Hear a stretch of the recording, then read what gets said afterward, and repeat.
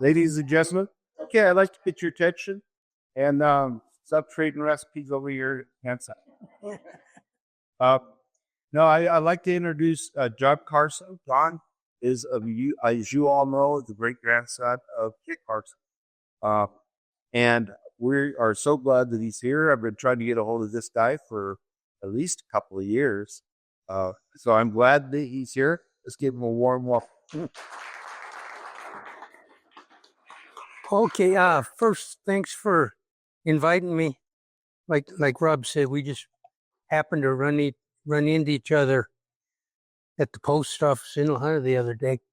I'll do a little bit of talking, but I would just as soon, after I get done yakking, is if you've got any questions or anything, feel free and don't hold back.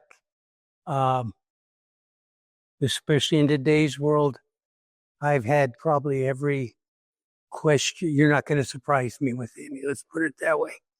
Okay.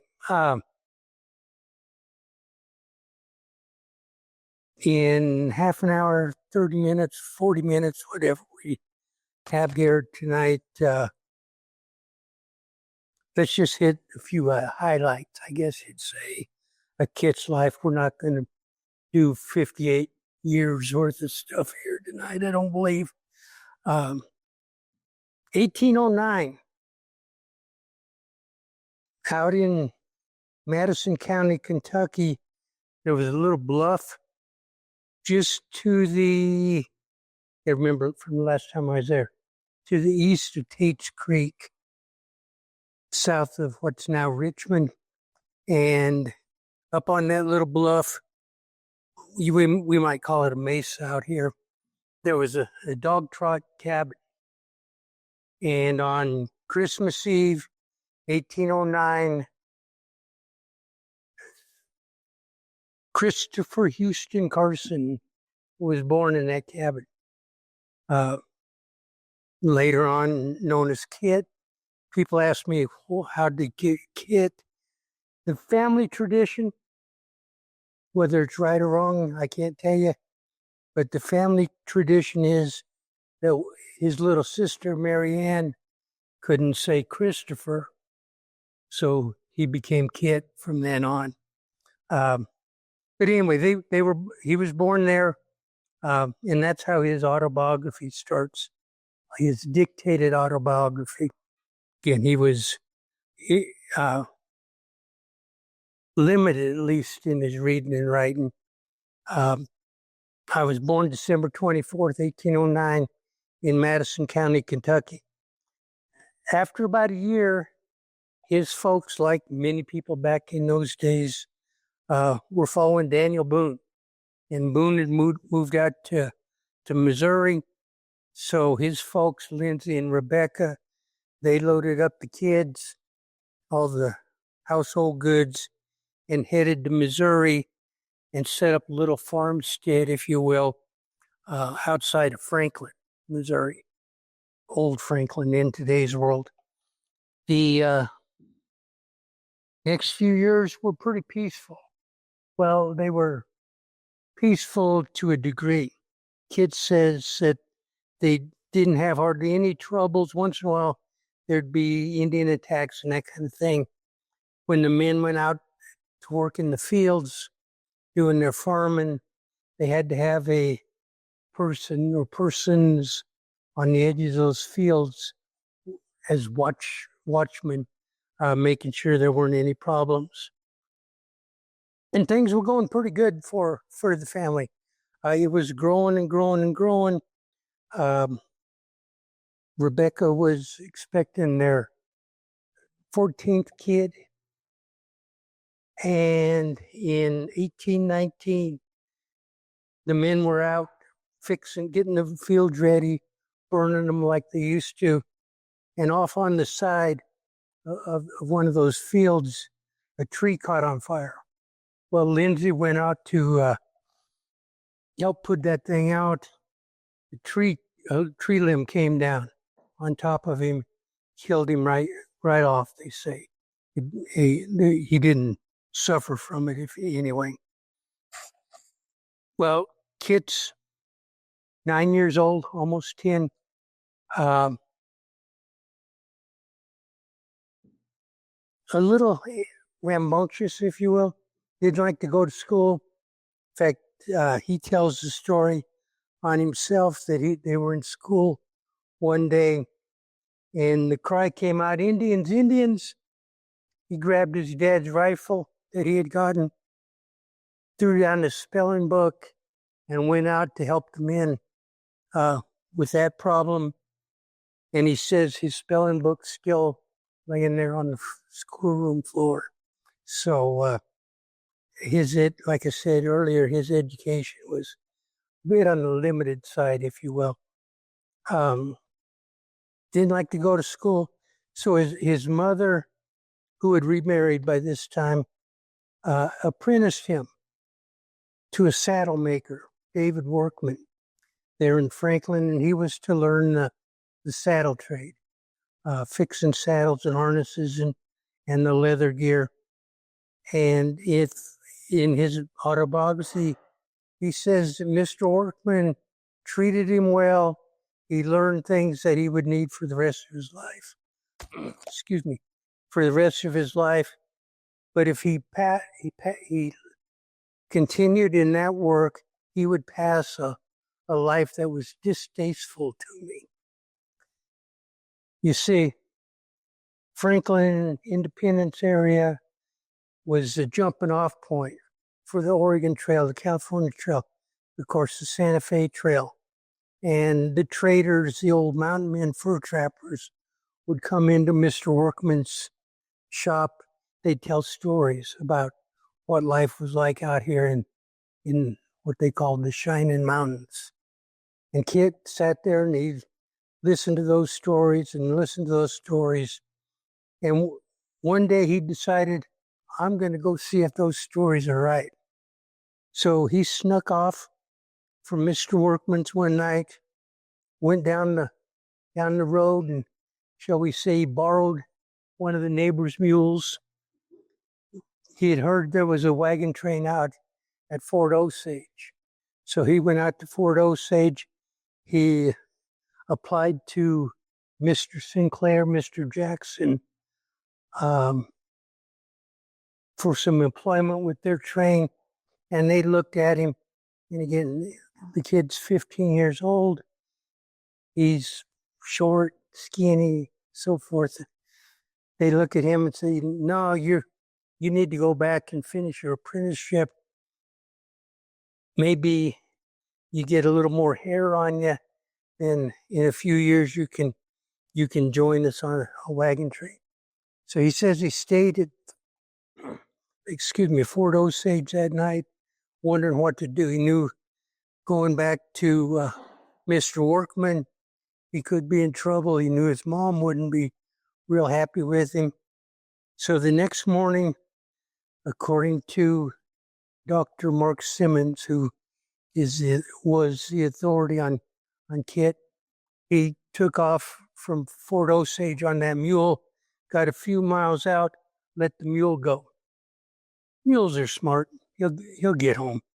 He went back to Fort Osage and basically forced the captains to take him on as a cavvy boy, taking care of the extra animals and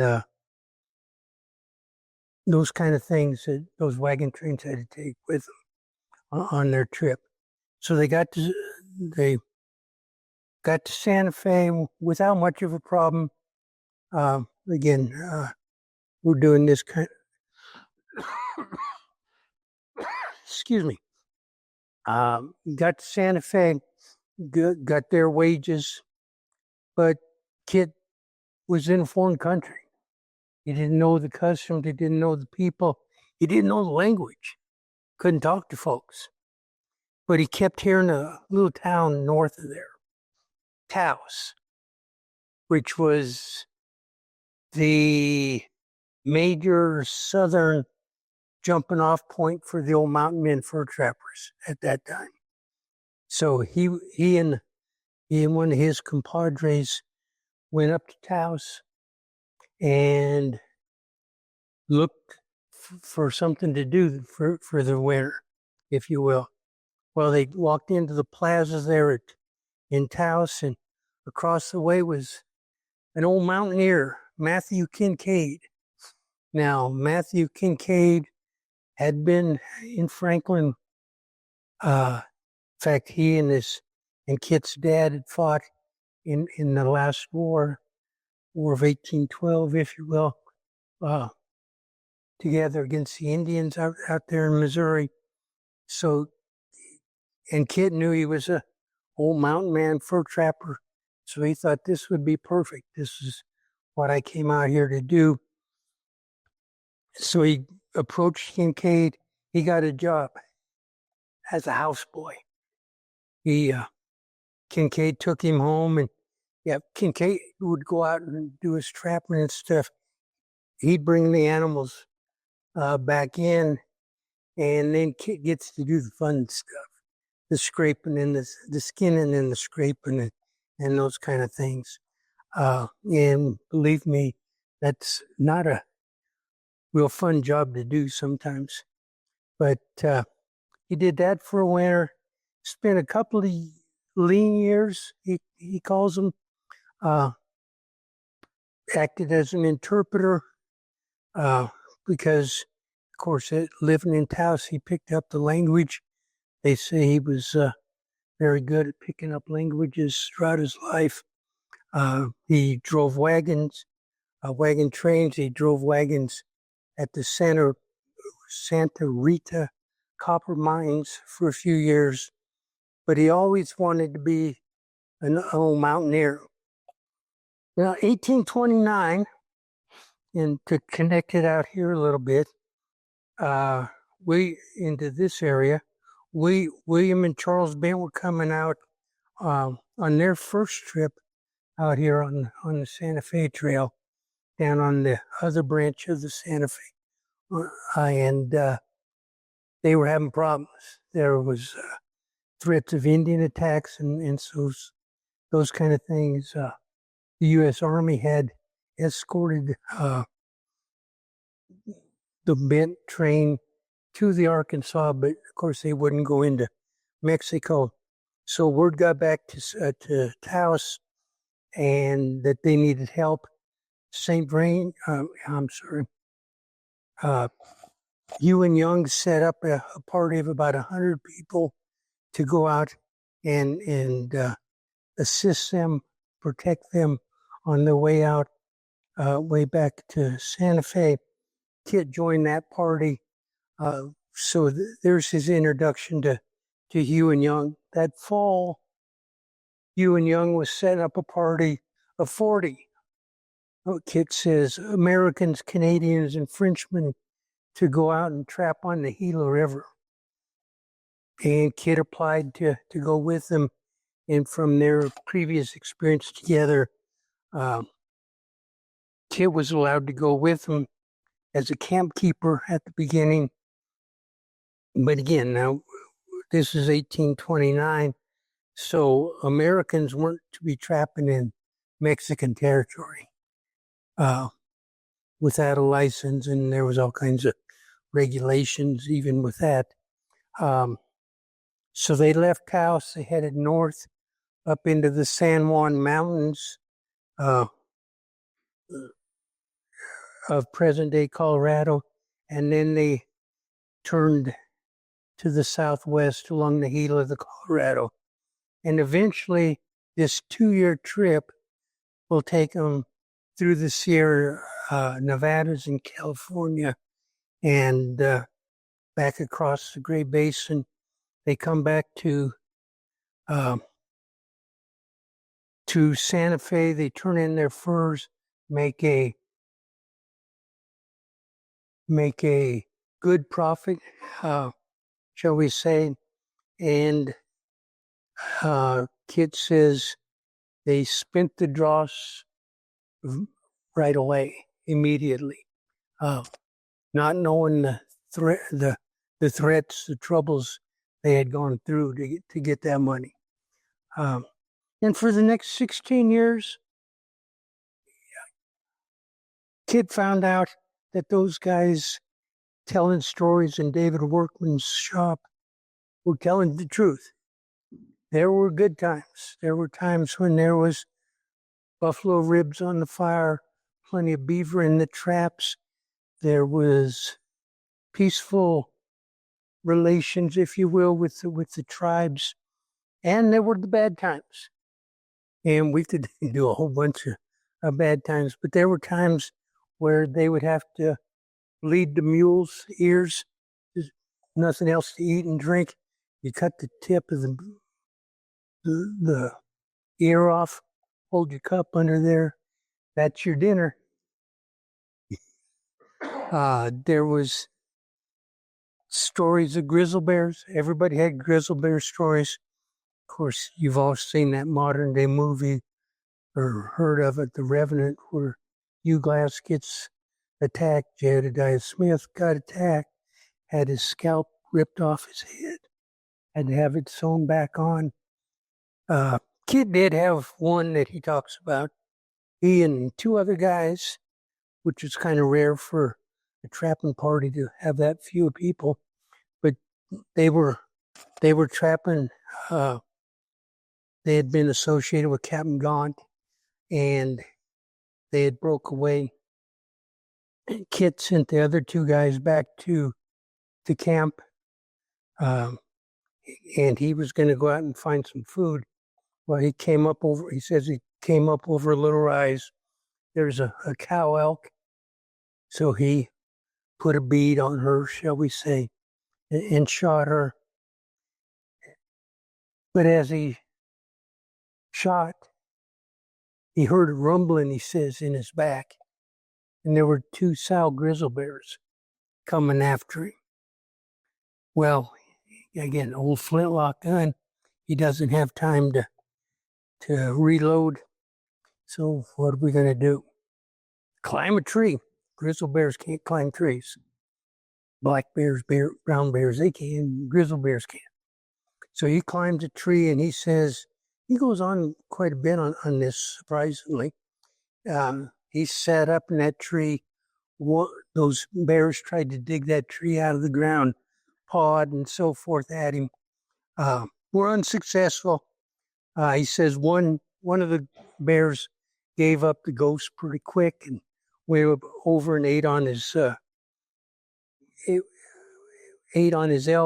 The other one continued after him. Finally, come daybreak, she finally left. He waited a little bit, of course, to make sure the old girl wasn't setting a trap for him. And he climbed down and announced to his partners that he didn't bring any meat in.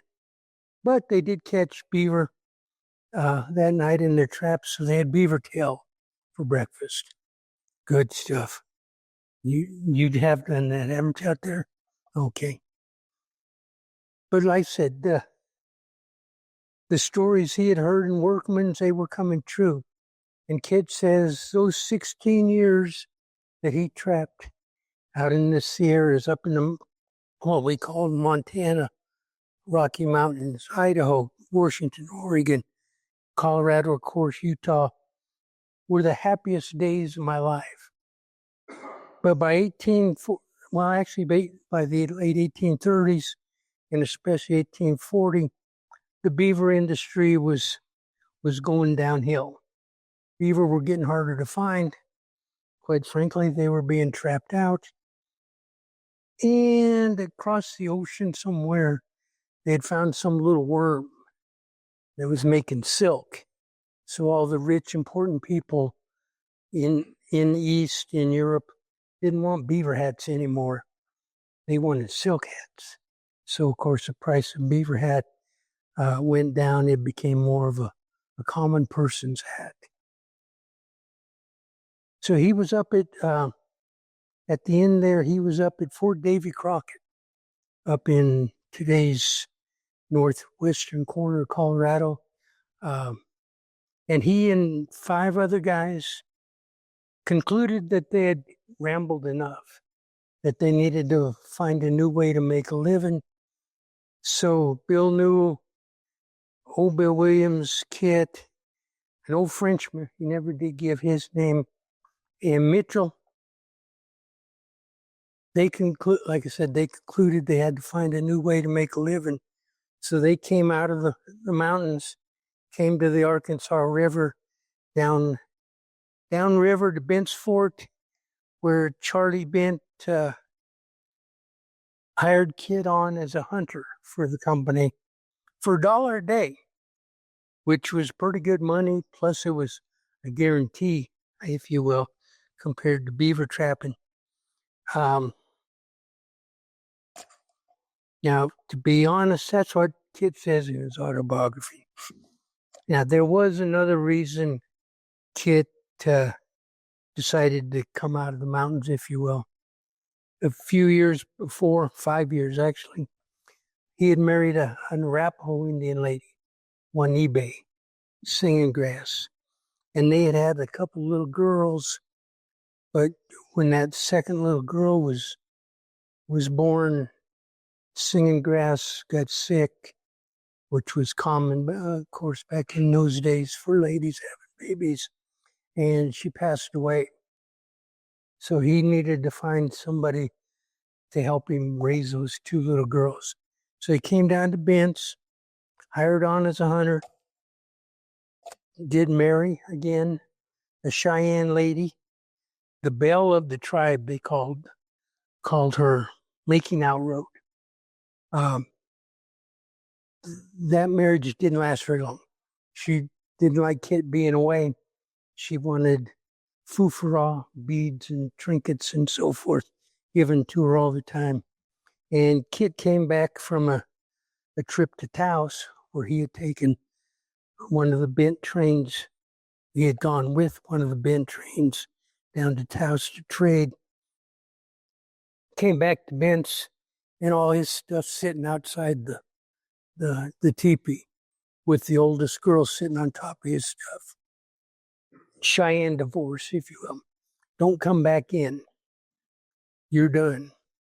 So he decided that Adeline, the oldest girl, she needed to be able to do things he wasn't able to do, like reading and writing and learning civilization things, whatever those might be. So when the Bents were taking their goods back east to trade them back in, he joined that wagon train, took the oldest girl, Adeline, back with him, found a school back in, actually his little sister found a school for her, and he visited friends and those kind of things you do when you go back home after 16 years. But he wasn't sure what he was going to do. He was just going to head back west. So he got on a steamboat there in the St. Louis area, the Rowena, and by happenstance, we think, John Fremont's on that steamboat, and he's looking for Tom Fitzpatrick, Jim Bridger, Charles Gaunt, those kind of guys that he had heard of, old mountaineers that had been out here for years and years and years, because he needed a guide for his topographical engineer tours. He couldn't find those guys. So Kit went up to him and told him that he had been in the mountains some 16 years and he thought he could guide them anywhere they needed to. And Fremont said, well, let me ask around about you and see if you're telling me the truth and those kind of things. And by the time the Rowena got to Kansas Landing, Kansas City today, Fremont had hired Kit for $100 a month to be his guide and hunter on his trip. So again, I'm trying to keep this condensed a little bit if I can with the time period we have. But Kit was his guide for his first expedition, which was a pretty simple expedition. Fremont was to map and find, quote unquote, the Oregon Trail. Well, wagons were already going up and down the Oregon Trail, so that was a pretty easy trip. They had a second expedition, was a little bit longer. Second expedition, he was to find a mountain pass through the mountains for wagon trains. Officially, he was supposed to turn around at Fort Laramie. He got word. They got to Fort Laramie, got word that there was Indian problems on the trail ahead, and this was one of the difficulties between Fremont and Kit. When Kit was told by Jim Bridger that there was Indian problems ahead, Kit made out as well, orally, like they used to do. They didn't write things down. They just told, you have my gun, you get my horse, and so forth. And Fremont and Kit went round and round. You're destroying the confidence of the group and so forth and so on. But they patched things up and went across the Great Basin out into California. And Fremont, again, was drawing his maps and those kind of things. They got back to Fort Laramie. Kit retired, quit, if you will, Fremont. But he told Fremont, if you ever need help again, you come out here, just let me know. I'll come help you if I can. Well, Kit ran back down to Taos for a pretty good reason. The old Charlie Bent had introduced Kit to his common law wife's little sister down in Taos, Josefa Jaramillo, 14-year-old young lady. The year before, Kit, at the insistence, if you will, of her parents, he was baptized by Padre Martinez into the Catholic religion down there in Taos. And on February 3rd of 43, Kit and Josefa were married. And again, Kit and one of his old trapping buddies, one of the fellow guides on Fremont's trips, Dick Owen, decided that they had rambled enough. They needed to settle down and make a life for their families. So they went across the mountains to the east of Taos on Pulneal Creek and started setting up buildings, barns, sheds, those kind of things, putting in a crop. And that fall, a rider came down from Bent's Fort. Fremont said at Bent's Fort, he wants you. Well, Kit's in his autobiography, he says, Owen and I, we sold out for about half it was worth, went up to Bent's, and we were both hired on as members of this expedition, which was absolutely different. All of a sudden, instead of 10, 12, 15, 18 men on Fremont's trip, he's got 60. And they're, quote unquote, armed to the teeth. So they head out to California. Of course, we're talking about the Bear Flag Revolt, the Mexican-American War out there. They take part in that.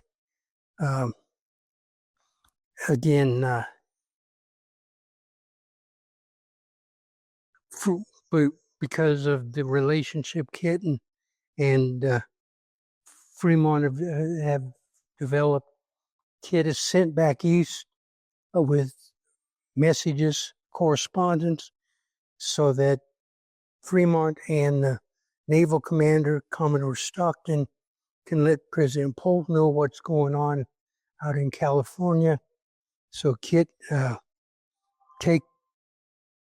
takes off from California, goes out, visits with President Polk, does that 3 times. Would have been 4, except on the second trip, Kit, again, left California with dispatches. He told Fremont and Stockton he would be in D.C. in 60 days. Got to the Rio Grande, down by Socorro in today's world, and General Kearney was headed out to California, and he stopped Kit and his party of 15 men. Kit told, and the party told him that everything is taken care of out in California.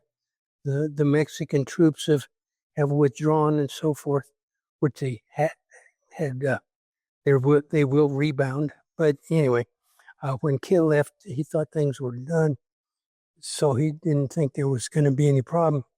But Kearney said, "No, you just came across that land. You're turning around and you're going to guide me."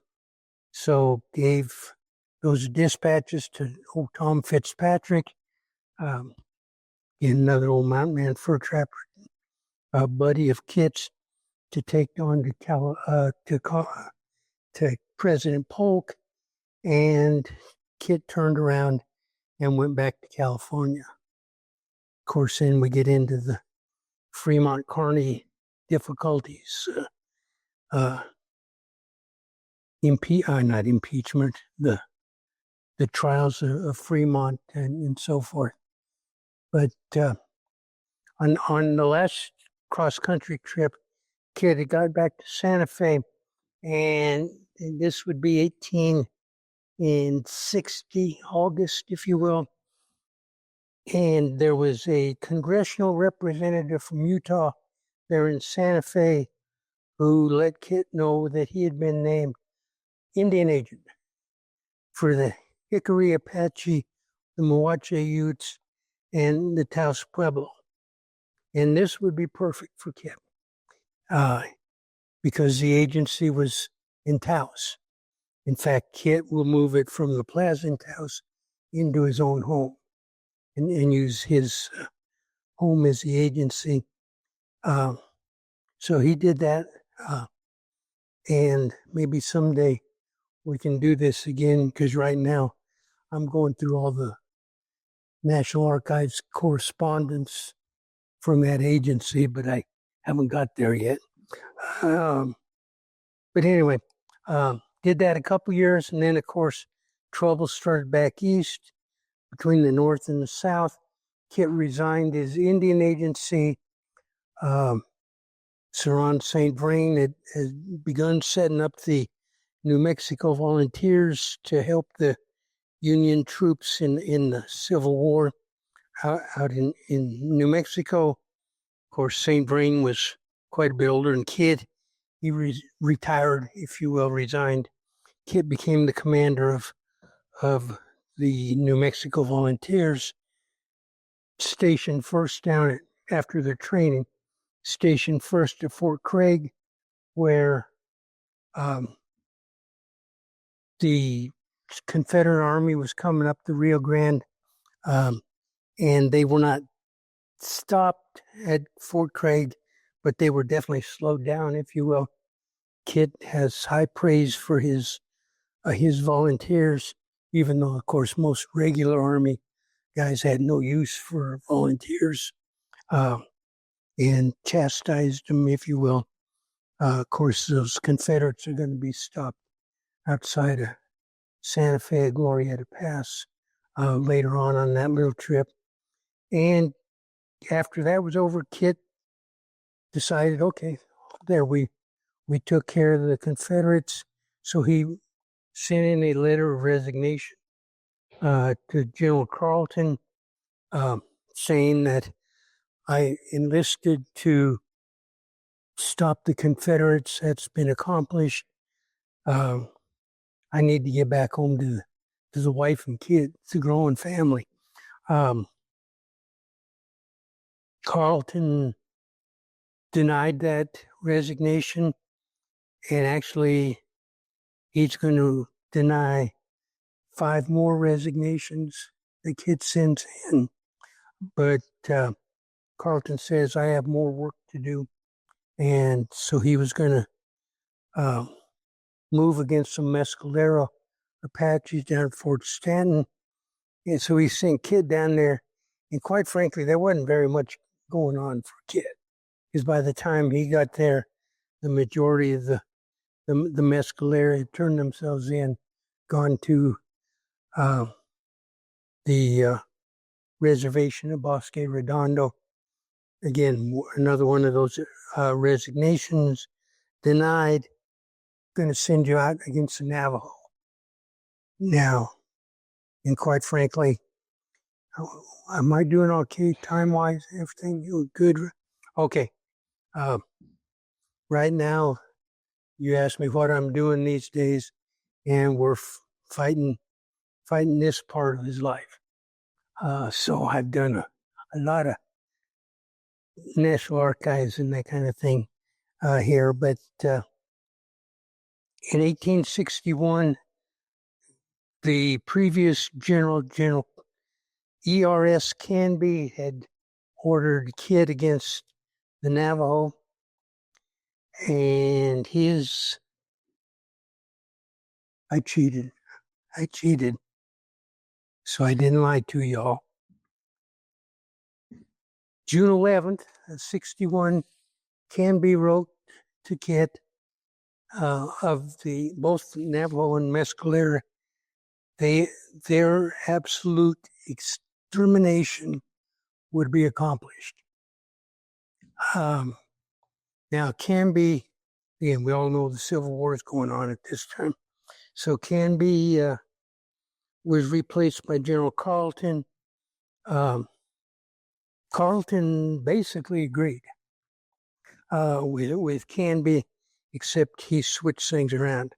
Canby wanted to go out after the Navajo first, and then the Mescalero. Carleton turned it around. But on October 12th, 62, Carleton's final order for the campaign against the Navajo was all Indian men of that tribe are to be killed whenever and wherever you can find them. Now, again, when Kit was at Bent's, when Kit was a mountain man fur trapper, when he was going across the country delivering dispatches, he had dealt with the Navajo before. And he had dealt with, of course, other Indian tribes, married into other Indian tribes. And he wasn't going to do that. So instead of just shooting people and so forth, the plan was a scorched earth policy. We'll use their crops to feed ourselves. We'll feed our animals their corn and that kind of thing, and force them to retire from the field, which is what he did. And again, like I said, we can talk more about that later, but I don't want to keep you here all night. JR's got to get to bed here pretty quick. My buddy. Eventually, Kit was assigned the command over at Fort Garland in 1866. He was only there about 18 months. And finally, Carleton was about to be sent back east for the ending of the war, or the Reconstruction period. And he accepted Kit's resignation. So in November of 67, Kit went down to Santa Fe. He mustered out of the Army. King went up to Taos, loaded up the kids and the household goods, headed off to Boggsville, over there south of Los Animas, of course, today.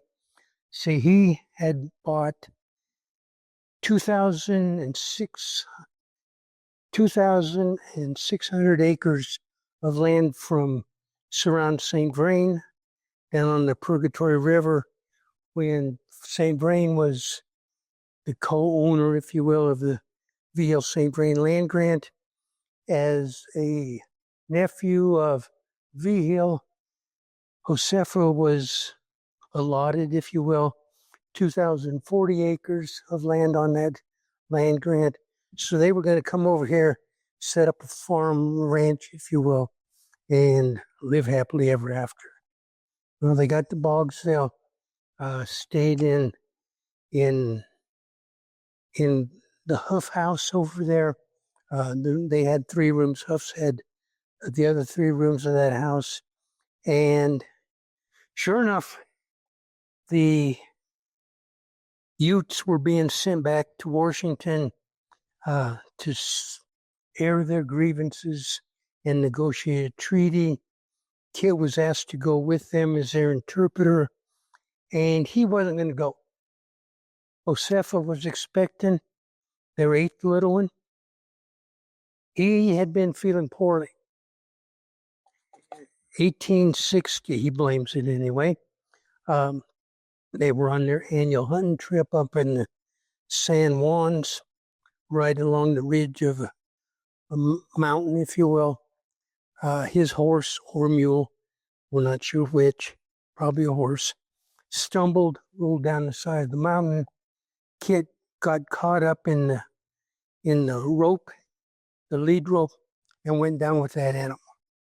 And ever since then, he had trouble breathing. He was coughing, spitting up blood, those kind of things. So he wasn't going to go. Josefa talked to him into going. She said, maybe those doctors back east know what's wrong with you. So he went back east with the Utes. They did their negotiating, their sightseeing, like they would do with the Indian tribes that went back east. And old Jessie Fremont, John Fremont's wife, she set up some doctor appointments in New York, Philadelphia, and Boston. Just as one example, the doctor in New York, Dr. Sayer, told Kit that there was nothing I can do. If you want to get home, if you want to see your shining mountains again, you better get gone, because it's hard telling how much time you got left. Now, Kit couldn't have Josefa hear him dead. He had to get home. So they got on the train to Cheyenne, came down the old Trappers Trail, today's basically I-25, down to Pueblo, met with the doctor in Pueblo, who gave him some cough syrup loaded with opium, and headed east. They had sent word to Josefa, hang on, I'm on my way. So she got on in a buckboard, met him somewhere in the vicinity of Benzo Fort, and she thought that'd be more comfortable for him. Went back, got him, took him back to Bogsfield home. A couple of days later, she had their little girl, Josefita, and 10 days later,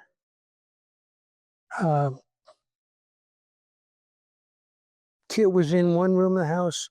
Josefa was in another, brushing the older girl's hair. She hollered out, "Kit, come here.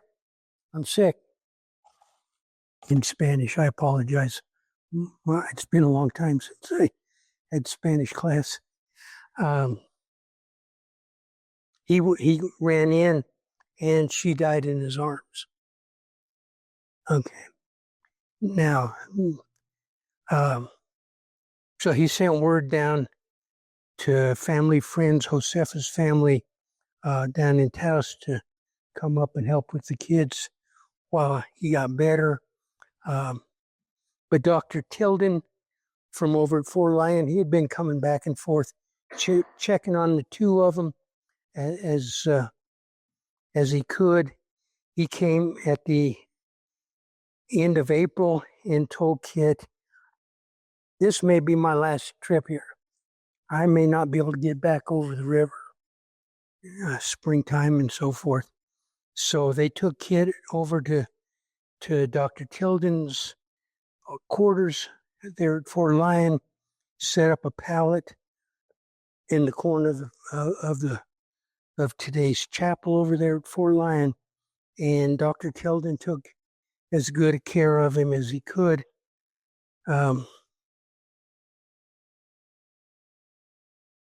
May 23rd,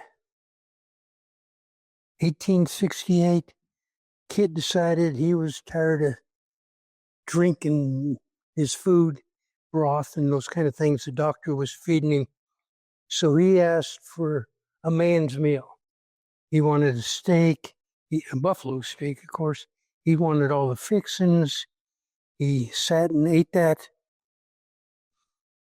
He got out his pipe. He always had his pipe. Took his pipe, had a smoke, and he, the doctor, and the gentleman, Mr. Shurik, that had come up from Taos, were reading him parts of DeWitt Peters' first quote-unquote biography of Kit, and Kit was telling him how he didn't recognize most of the things that were in that book. But they were doing that afternoon, and at 4:25 that afternoon, an aneurysm burst in Kit's chest, and he was gone. And 45 minutes for 58 years, I guess. And again, guys, I jumped over a bunch of things. If you got anything, ask me, please. Yes, ma'am. So, yeah, there were all those dying novels that were written about him. Spies himself, throughout all these years of people writing about him. Free. In your opinion, what is the best book? In my truck right now. Dear Old Kit by Harvey Carter. That's a full-length biography.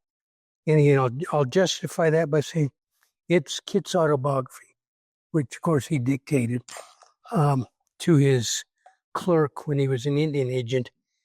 But, again, he dictated that in 1854. So he's, trying to remember everything. And in many cases, especially 1835, he gets the dates messed up. So Dr. Carter went back and, for example, Kit talks about this mountain man getting, struck by lightning. And Kit's got it in the wrong year. So Dr. Carter's adjusted, there's all kinds of little brackets in this book to fix those things. The other one that's in my truck right now is Mark Simmons's Kit and His Three Wives, and that doesn't go through the trapping and the he touches on the trapping and that, but for me, it's more about the family relations. It's more about personalities. And actually, I just got a brand new one, which is actually where I got my cheat sheet from. Paul Hutton down at UNM just came out with Undiscovered Country, which is a big book. And actually, it's on the American expansion. He goes back to French and Indian War, Revolutionary War, Boone, Crockett. It's a heck of a deal. But the last well, not very last, but about 200 pages towards the page 225. Not that I remember that. The next couple are on Kit. And he's got new information. You talk about the dime novels. Of course, when Kit was first introduced to those was when they were trying to rescue Ann White, who had been killed by Hickory Apache down on the Santa Fe Trail. And he's got new information on that. Because Kit simply says, we got to the camp and Mrs. White's body was still warm with an arrow through the heart. Well, Dr. Hutton has found one of the other members of that expedition that was into the camp first, and he says that they actually saw Mrs. White being shot by one of the Indian ladies. And yeah, that's where Kit was introduced to the dime novels on him. And of course, his reaction was burn the damn thing. Okay, who else? No. How many kids did he actually have? Okay, he and his two with the Arapaho lady.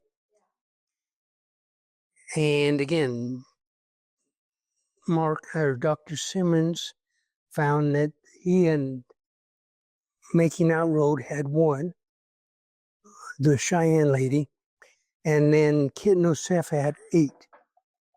8. So 8, 10, 11. Now, the youngest lady, or the youngest girl from Wanibe, she died in infancy. When Kit took Adeline back east to go to school, and there's some question whether it was at a bench fort or if they had taken the little girl down to Taos to stay with Ignacia Josefa's, or Charlie Bent's family. But they all agree that they were making soap out in the plaza, and the baby fell in it, scalded her to death. The baby with the Cheyenne lady, again, Dr. Simmons suggests that it's a boy, but he died in infancy. And then Kit and Josefa's first baby, Carlos Adolfo, he died in infancy. So there were 7 of Kit and Josefa's kids that survived. Adeline, she did survive. She went to school. They came back out here. She married a former soldier when in the gold rush fever out in California, and she passed away out there at Mono Lake. So you got to marry here and then Jasper's house? Or? Actually, and again, this hasn't been out there very much, if at all. Actually, Kit and Josefa were married 3 times. They were buried in the Ritz Garden out of Boggsville when they died. And then Kit had always promised Josefa, I'll get you home when the time comes. So the next year, they reinterred him, or uninterred him. They dug him up and headed to Taos.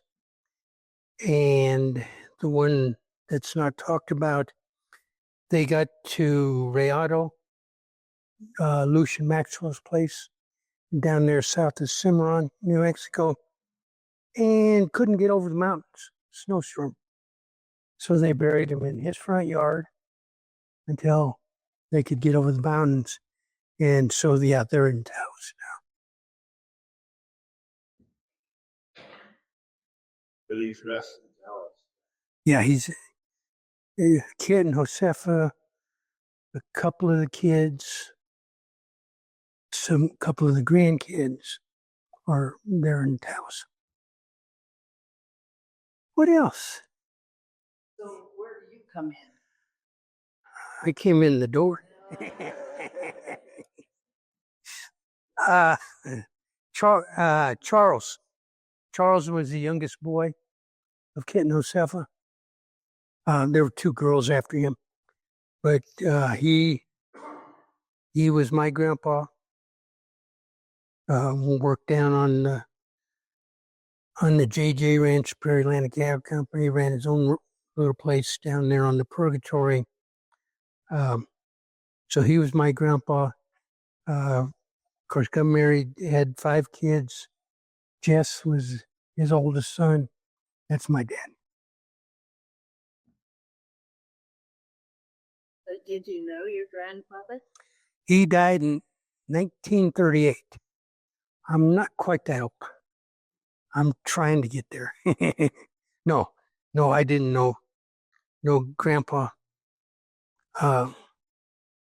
Grandma, yeah, because she lived to be like 95 or something, but not Grandpa. What else? Did you live this pretty normal life like everyone else? I'm sorry? You live a pretty normal life, just like us Well. else, or did you? Yeah, no. I don't know if you'd say normal, but I just figure I got born in the right family. High school history. I taught for about 25 years. Then I was out at Fort when it was a historic site for 15. What else? Well, appreciate it, folks. Thank you very much. You just scratched the surface. Oh, yeah. I mean, we could have done just his last days in 45 minutes out of all. Hang on, just a smidge. Okay. So is your house a museum of Kit Carson? No, actually, there's not very much of his stuff. I've got a few things that. Why is that? Because in his will, he said, because again, they left 7 kids. So in his will, he says, sell the land, sell the house in Taos, sell the property in Arreado, sell all the household goods to pay for the upbringing of those kids. So most everything was sold. Now, his oldest boy, William, did have a few things which were actually in a art museum or art shop in Taos. And a few years ago, they sold those things at auction. And I just happened to be in Santa Fe that weekend and somebody told me about it. So I did get a chest and a couple of headstalls and that kind of thing. But no, most everything is out there somewhere. No knives, no rifles. No, there's, I mean, if every rifle that's purported to be Kit's, he would have changed rifles every week, But there's one at the Masonic Lodge in Santa Fe that's for sure his. There's a gun collector down by Santa Fe that has another one. And the Masonic Lodge in Taos used to have a handgun of his. But that's only 3 that I know of.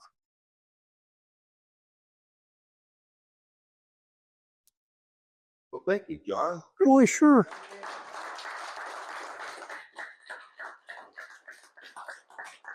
I do hope you entertain the idea of coming back and getting on the stuff that you kind of gloss over tonight. Well, we might be able to work something out. That'd be great. That'd be JR. What would it be like to have a history teacher, his grandfather was. This is Kit. The awesome. Kit Carson was. That's what every kid wanted to be. Baby Roberts, Kit Carson. What was the Carson, the railroader? Little Kit.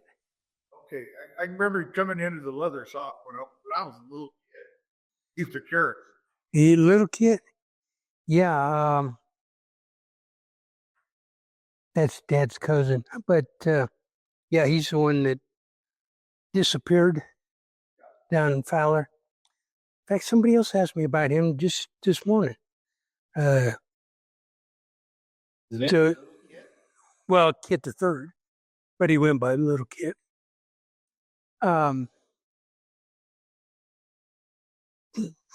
Us four brothers, we drove around back roads and that kind of stuff. Of course, the sheriff and the nursing home up there did their searching, but there's never been a sign. What? You walked away. He had Yeah, well, yeah. What the lady at Fowler said is that there were a group of them. They'd go down to that loafing jug and have coffee in the morning. He didn't come back. So who knows? Yes. Huh? Dad talks about it at Woodbridge Railroad. Right. But some other railroaders go down the canyon all the time. Yeah, that's where his his folks' homestead was. In fact, a month before Little Kid disappeared, my folks had been there to see him, and he was talking about going home. So that's one of the routes that we took. With the brothers and I, we'd go down the dirt roads, got on horseback, and went down the canyons where their old homestead was. But we never saw any signs of him. So how old was Kit Carson when he passed? 58.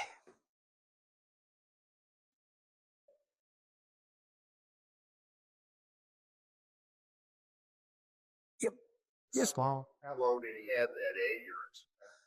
Well, he blamed it on that horse fall in 1860, and again since then he had been coughing up blood and hacking and that kind of thing. I mean, when he was a commander at Fort Garland, the guy that had, God, who knows how many miles of horseback he went, but he had to ride in a army ambulance, a wagon. Yeah. Did you? Yeah, I guess kind of to piggyback off of this earlier, and like on both other lectures or even like even reading your tours, because there are those periods of time like the soldier PTSD, so he would events that are controversial or Well, that no, I mean that's what I'm fighting right now. I mean, there's folks that down in Taos that don't want Kit Carson Park in town anymore.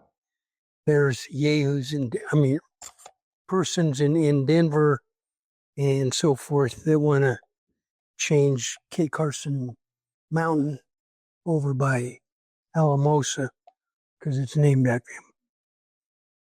All I can do is go back to the documents.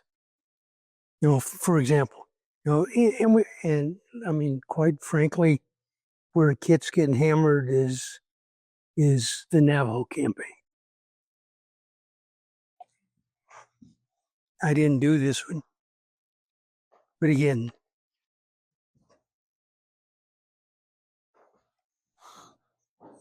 well, I did tell you what he was supposed to do, right? Canby, exterminate the whole tribe. Carlton, kill every man. Again, Dr. Hutton in his new book, The Brief Campaign, which resulted in only one death among the soldiers and but 23 among the Navajo. So instead of exterminating the tribe, instead of killing all the men, 23 people were killed. And where he really gets hammered is the long walk, where they moved him from Arizona, western New Mexico to Bosque Redondo. The first long walk was February 4th of 63. Kit was replaced January 24th. So he wasn't even involved in the long walk. So, I mean, those are documented. So that's what I fight with, if you will. You know, like I said earlier, Mark Simmons is, or was, the expert on Kit. And on my little typewriter computer thing is my favorite quote from him. Facts count. So if people don't want to take the facts, that's their problem. I know it. Okay. I hid my history on it. Oh, yes. Oh, good. I was and Well, good. and so I this earlier this summer I was Audible with Glenn Heather. I have. Yeah. So that kind of refreshed. Mhm. Hampton did pretty good. There's some things. Well, when I previewed it, he's got Kit saying a lot of things in there. And again, I'm not saying he didn't say it, but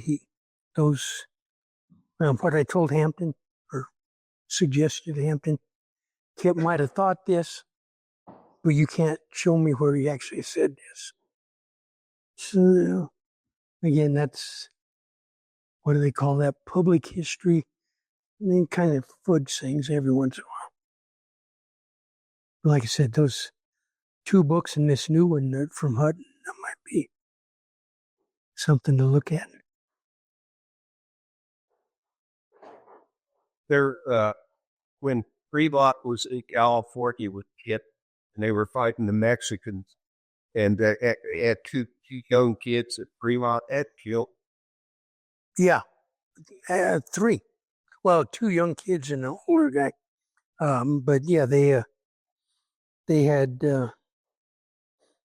correspondence between the Mexican troops.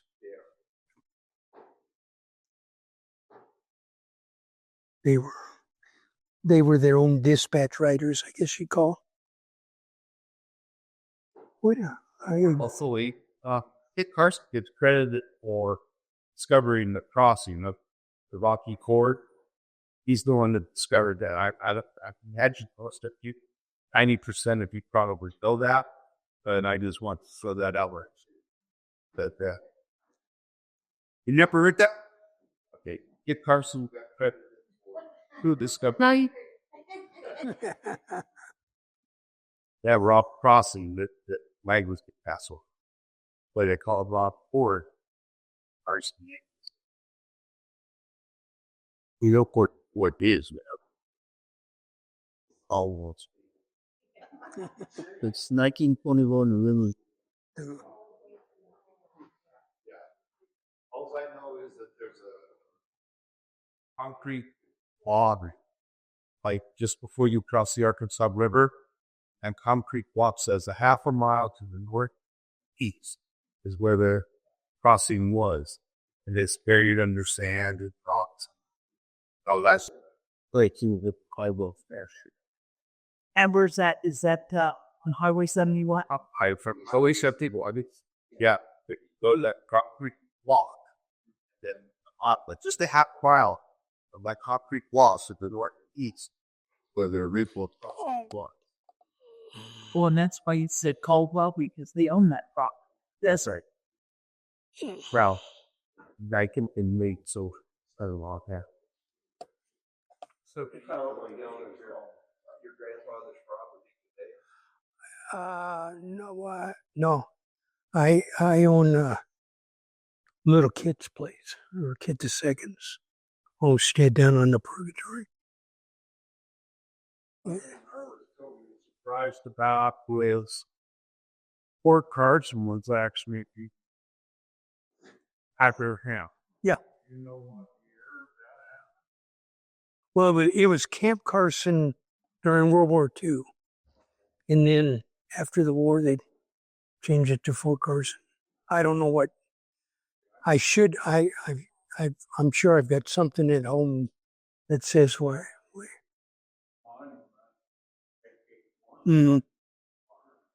Yeah, they did all right on that statue. Anybody else? Guys, gonna be easy on me tonight. Okay. Well, thank you.